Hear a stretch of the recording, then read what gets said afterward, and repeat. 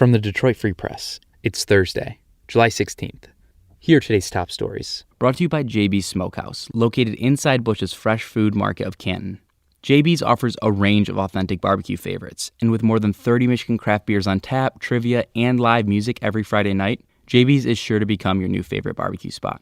My name is David Jesse, and I'm the higher education reporter at the Detroit Free Press. Students at Wayne State University in Detroit should get ready to take classes this fall on their computers.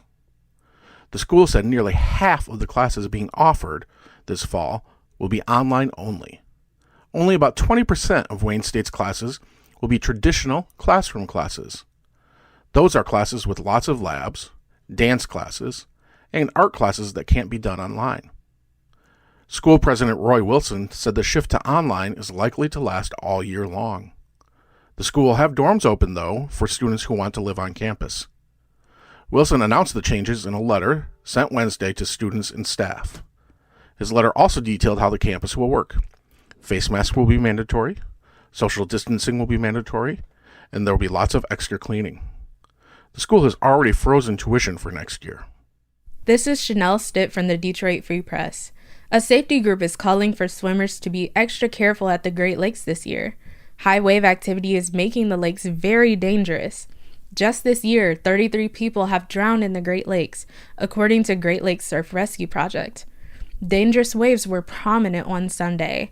A video showed two children in Michigan City, Indiana, almost being pulled into Lake Michigan as they ran along a pier. That same day, two swimmers were rescued by bystanders in the same area, a popular tourist spot for Michiganders since it is right on the border.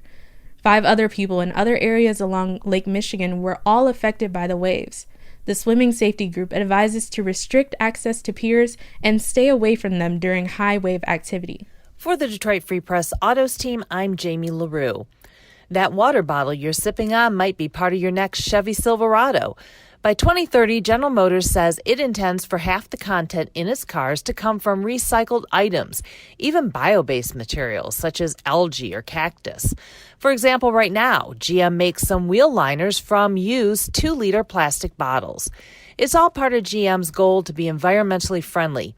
GM's commitment to electric cars is only part of that equation. In the next decade, all of GM's U.S. facilities will run on energy from the sun and wind.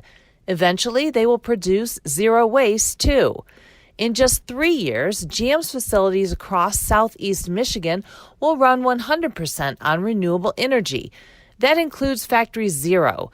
That's GM Insider's term for the Detroit Hamtramck plant, which is being retooled to build zero-emissions electric vehicles. This is Orion Sang, Michigan football reporter for the Detroit Free Press. As the Wolverines begin to resume football activities, they'll have to do so without one of their most promising young players.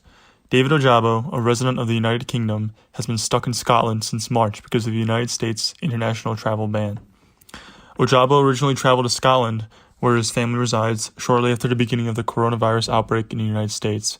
That outbreak canceled Michigan football's spring practices and moved the university's classes from in-person to online.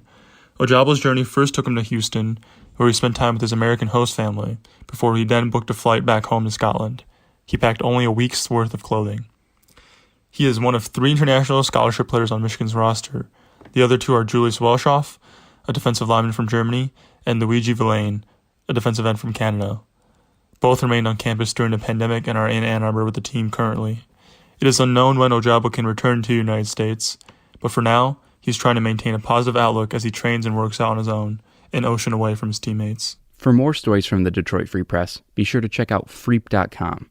That's FREEP.com. If you're a fan and want to support our quality local journalism, subscribe. Go to freep.com/special offer.